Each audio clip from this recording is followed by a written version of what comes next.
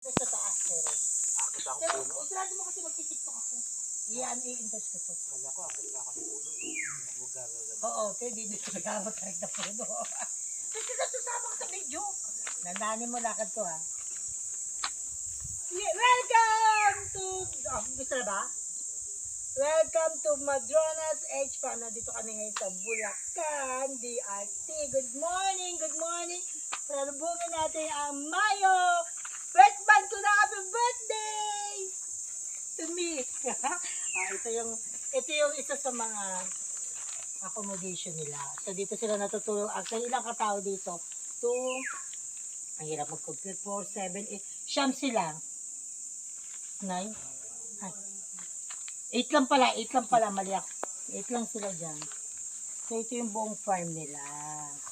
So, lilibot ko kayo dito sa Madrona's H Farm.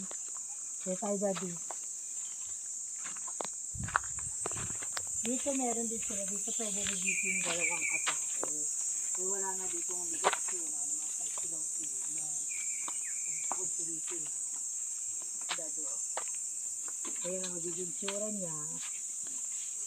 Yan o. Oh. So, pwede rin sila dyan. Tapos dito rin sa kabila, meron pa dito. Ganun din ang style niya. May kulambo siya. Kulambo pa oh. Ha? May kulambo pa. Oo, may kulambo siya para in case malamok. Tapos ngayon, ito yung CR nila. Ba't kaya nauso na ngayon ang mga tasulok? May style ang bahay. Kasi let's say. Yun. Ito yung sasakyan na ginamit nila Sir Mark. So, storage yung pinairam sa amin ng bus namin. Tabi-tabi. Tabi-tabi go. Tapos ito yung istaya namin. Ito. So kasya kami dito 4 kabig. 2 couple lang nandiyan ngayon. So, nandito yung kusino nila. Tapos sabi, eventually magkakaroon sila dyan ng swimming pool. Tapos ito pa yung isang space. Tapos meron po dito mga naligaw ng mga tao. Hindi ko alam kung taga saan sila. Ikot na sa paligid nila. Mamaya pupunta po kami sa Batis. Maliligo po kami sa Batis ng Makati. Ay. Hoy, isend sa kanya yung Joya.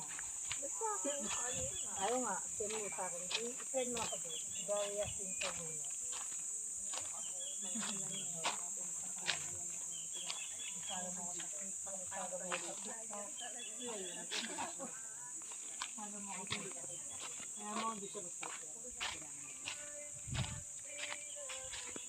Alam mo yung mga nilalaki sa ang